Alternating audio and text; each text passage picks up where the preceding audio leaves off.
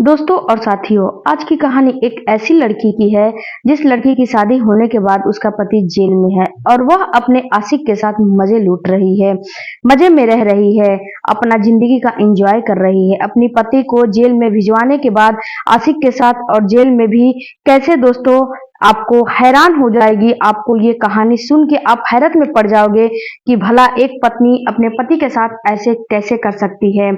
हैरत होगी, उसके ही कत्ल के जुर्म में वह सजा काट रहा है।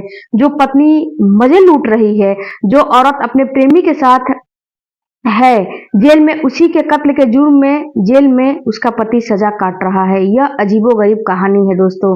यह कहानी है वाराणसी की, बोले तो बनारस की। बनारस को ही वाराणसी कहा जाता है, आप उसको वाराणसी के नाम से भी हम लोग जानते हैं। अजीबोगरीब कहानी है। आपको आपका जो दिल है वो जो है बिखर जाएगा, टूट के रह जाएगा और आप सोचने पे मजबूर हो जाओगे कि क्या सच में कानून अंधा होता है। और यह देखने को भी आपको मिलता है और ये कहानी में भी मिल रहा है।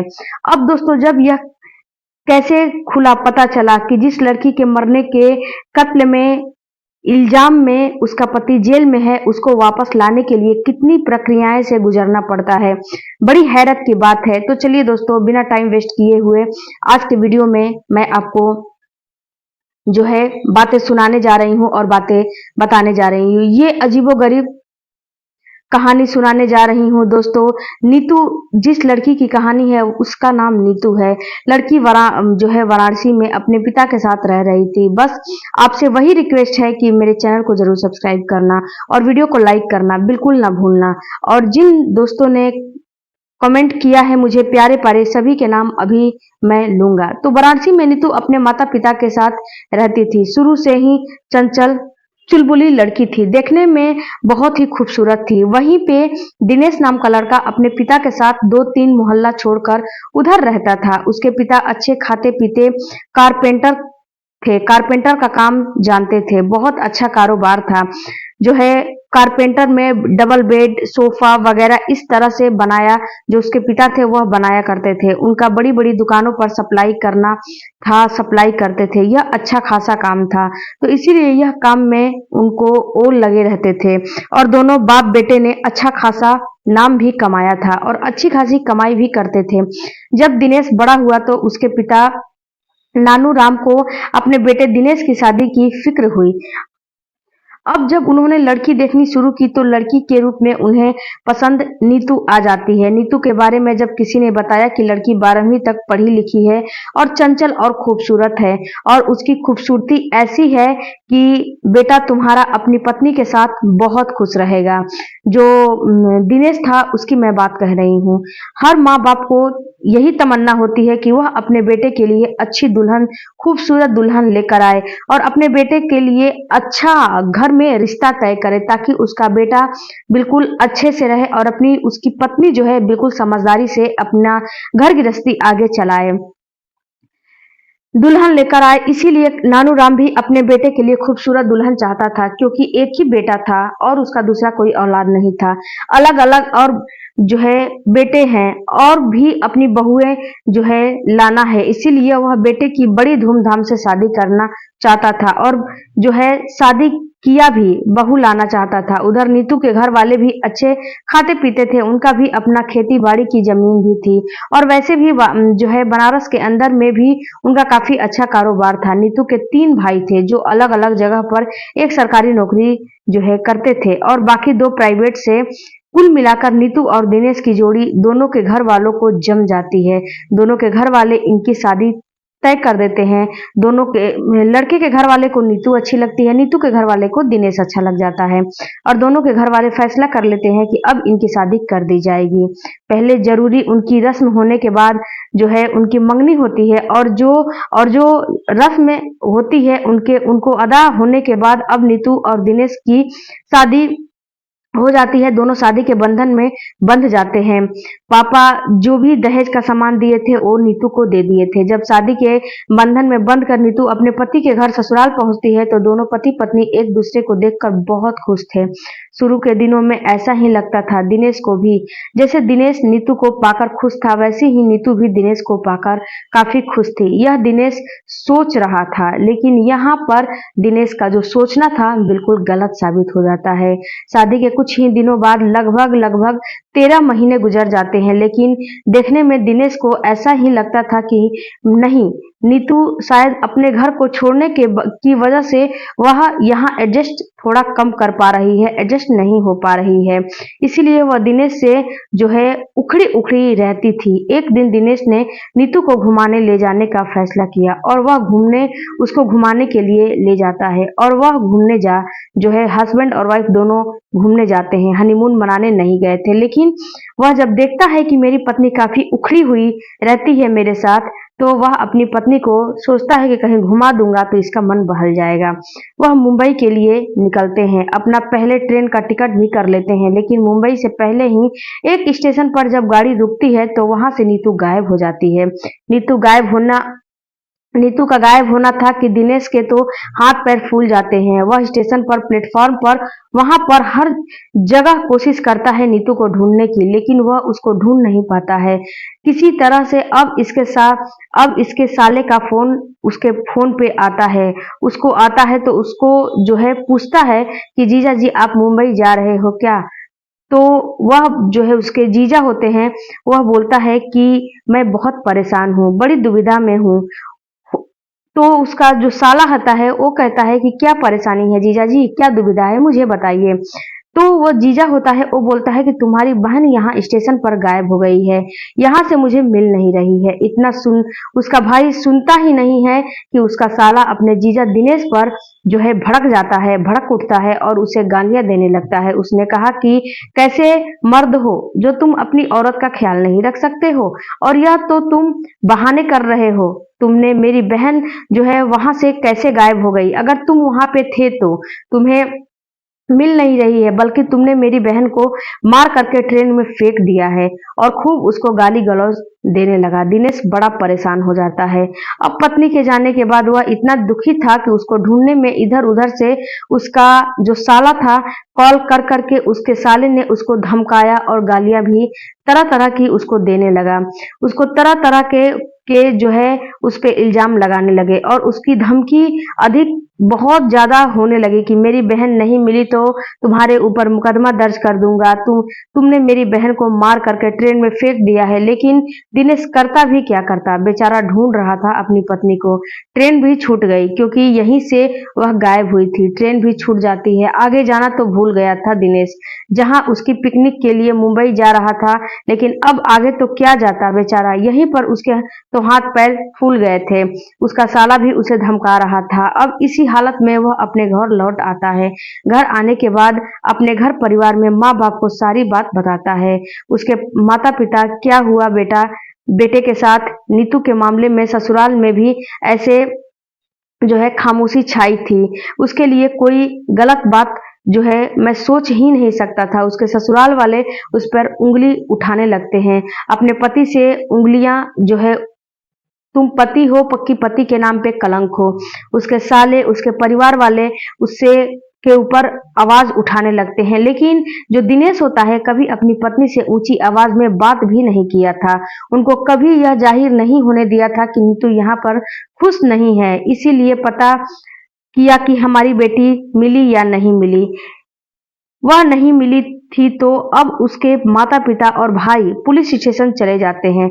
लेकिन उसके माता पिता और भाई ये नहीं सोचते हैं कि मेरी बेटी कहीं कुछ गलत कदम तो नहीं उठा ली है वाराणसी, और वहां पर जाकर के मुकदमा जो है लिखवा देते हैं दिनेश के खिलाफ कि हमारी बेटी को वह घुमाने के बहाने करके लेकर गया था और ट्रेन में ले जाकर उसकी हत्या कर दिया, उसने मार के फेंक दिया। मुकदमा उसके ऊपर दर्ज हुआ और फिर लिखी जाती है और फिर दिनेश की गिरफ्तारी कर ली जाती है। दिनेश के साथ में इस षड्यंत्र में, यानी कि षड्यंत्र के साथ घर वालों ने उसको भेजा था बहू को मारने के लिए। इसमें सास ससुर को भी इन्वॉल्व कर लिया जाता है, दिनेश को भी इन्वॉल्व किया गया था।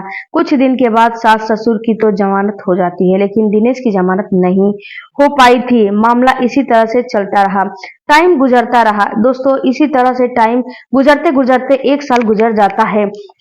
दिनेश जेल से बाहर आ ही नहीं पाता है। उसके बाप ने बहुत कोशिश की थी। इधर मुकदमा जो उसके लड़की के माँ बाप ने लिखा था नीतू के, अब नीतू के माँ बाप ने दिनेश के घर वालों के साथ फैसला करने के लिए खबर भिजवाई कि हम इस मामले को रफा दफा कर देंगे, तुम्हारे बेटे को जेल से भी निकलवा देंगे और यहाँ फैसला कर लेते हैं, तुम्हें 8 लाख हमें देने होंगे। अब यह जो है, उसका बाप जो है, दिनेश का बाप सुनता है। नानू राम के दुकान जो है उसके कान खड़े हो गए थे। हमसे फैसला करने के लिए 8 लाख मांग रहे हैं। उधर कुछ उड़ती उड़ती खबर उसको मिल चुकी थी कि इस षड्यंत्र में उसको फंसाया जा रहा है, उसके बेटे को भी फंसाया जा रहा है। उनकी बेटी जो है वह जिंदा है। उसके पिता इतना बात सुन लेते हैं। दोस्तों, जो माँ बाप होते हैं, माँ बाप को कभी भी गलत काम नहीं करने चाहिए। अगर उनकी बेटी गलत थी तो बेटी को गलत साबित करनी चाहिए थी, ना कि किसी के लड़के को गलत साबित करने चाहिए थे। उनकी बेटी जो है जिंदा है, नीतू मेरी नहीं है। अब नानू राम ने अपने तरीके से उसकी खोज भी शुरू कर दी थी। इसीलिए वह चाहते थे कि नीतू के माँ बाप, क्योंकि नीतू के माँ बाप को नीतू का पता था कि वह कहाँ है, किसके साथ भागी है, क्यों भागी है, कैसे भागी है, किस वजह से भागी है, वह सारी बातें जानते थे। क्योंकि नीतू जब कॉलेज स्कूल में पढ़ रही थी तो उसकी पढ़ाई 12वीं के बाद इसीलिए छुड़वाई गई थी क्योंकि वह एक लड़के से उसको इश्क हो गया था, मोहब्बत हो गया था। लड़के के चक्कर में जो है वो नीतू पड़ गई थी। उसके साथ उसके गलत संबंध बन गए थे। घर वालों को जब पता चला तो उन्होंने उसकी 12वीं से आगे पढ़ाई बंद करा दिया था, उसकी पढ़ाई छुड़वा दिया था। उधर जो प्रेमी के साथ नीतू प्यार करती थी, अपने उस प्रेमी को वह बोल ही नहीं पा रही थी कि घर वालों ने जबरदस्ती करके उसकी शादी दिनेश से करवा दी थी। लेकिन दिनेश के साथ शादी के बंधन में बंध कर वह एक दिन भी अपने प्रेमी को भूल नहीं पाई थी। वह हर रोज फोन पर उससे बात करती थी और उसने कहा था कि मैं सिर्फ तुम्हारा ही रहूंगा और तुम हमारी ही रहोगी, हमारे और तुम्हारे अलावा मैं दिनेश के साथ भले ही मेरी शादी हो गई है, लेकिन मैं तुम्हारे बगैर नहीं रह सकती हूँ। उधर उसका प्रेमी कहता था कि हम जल्दी कोई ना कोई ऐसी तरकीब निकाल लेंगे कि हम दोनों एक दूसरे के हो जाएंगे। हर पल पल आए दिन उसे हर खबर लेकर नीतू अपने पति के साथ मुंबई घूमने जा रही थी और जो नीतू थी वो हर पल पल की खबर अपने जो प्रेमी था उसको दे रही थी कि मैं कहाँ से कैसे जाऊंगी और कहाँ से क्या मुझे करना है। इससे अच्छा रास्ता हमारा और कभी मिल ही नहीं सकता है हमें भागने का। जब तुम जाओगी तो मुझे एक फोन करते रहना, कहाँ पहुंची, और मैं भी साथ में इस ट्रेन में तुम्हारे साथ चलूंगा और फिर किसी भी स्टेशन पर उतर जाएंगे और वहां से अपनी अलग दुनिया बसा लेंगे। जाकर के ऐसा ही हुआ था। प्लान के तहत नीतू घर से निकली तो थी अपने पति के साथ, लेकिन उसको पल पल की खबर अपने प्रेमी को वह नीतू दे रही थी। इसमें दो परिवार को बर्बाद करने में नीतू का सबसे बड़ा हाथ है। उससे भी बड़ा हाथ उसके मम्मी पापा का था, नीतू के मम्मी पापा का था।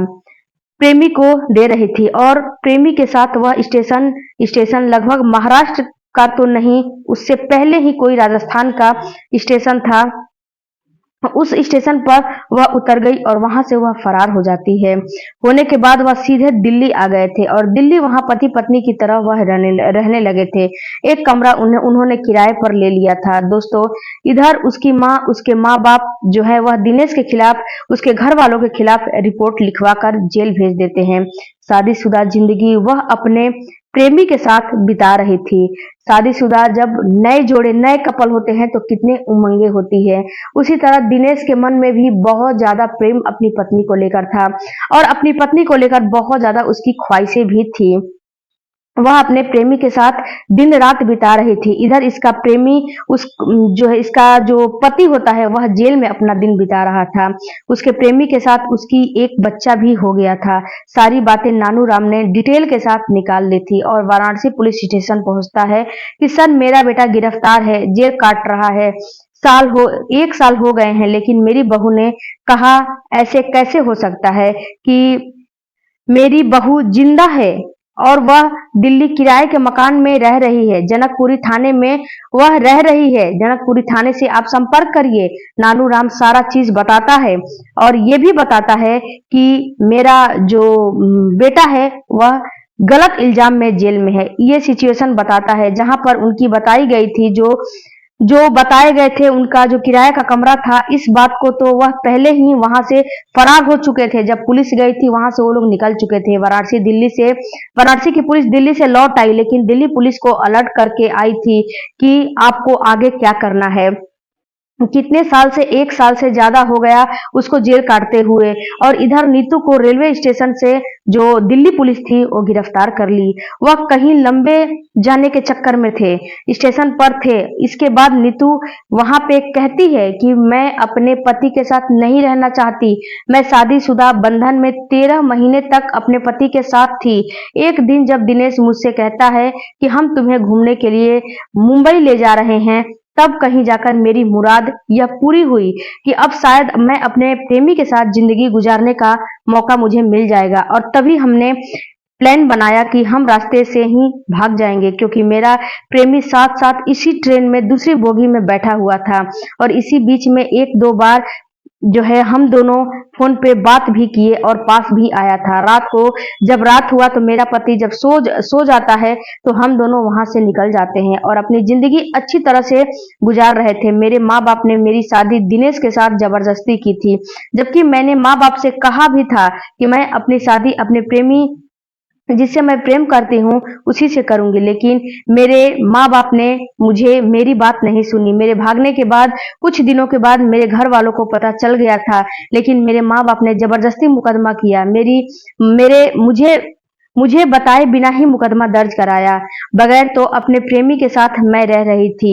हाँ, यह जरूर था कि मैं अपने घर वालों को बता दिया था कि मैं वह घर छोड़ आई हूँ जहां तुम लोगों ने मुझे शादी करके छोड़ आया था। मैंने उस घर को छोड़ दिया है और मैं अब अपने प्रेमी के साथ इसी जिंदगी में खुश हूँ और मैं इसी जिंदगी में अपना गुजारा कर लूंगी। मेरे घर वालों ने जो भी मेरे पिछले पति से डिमांड की है, जो भी पैसे लिए हैं, मेरे घर वालों ने जो भी किया है वो बिल्कुल गलत है। मेरे घर वालों को ऐसा नहीं करना चाहिए था, बल्कि उनको अपना मुकदमा अपना केस वापस लेना चाहिए था कि यह सारी चीज पुलिस के सामने थी। पुलिस अपना सर पकड़ के बैठ गया था। पुलिस भी बड़ी हैरान थी कि एक जिंदा लड़की के कत्ल के जुर्म में एक बेगुनाह लड़का, एक बेगुनाह पति जिसे लगभग 1.5 सालों तक वह सजा काट रहा है, अब नीतू को उसके प्रेमी को गिरफ्तार किया जाता है और फिर उन्हें जेल भेज दिया जाता है। उसके पति दिनेश को काफी प्रक्रियाओं से गुजरने के बाद, काफी खाना पूर्ति करने के बाद जेल से बाहर आता है।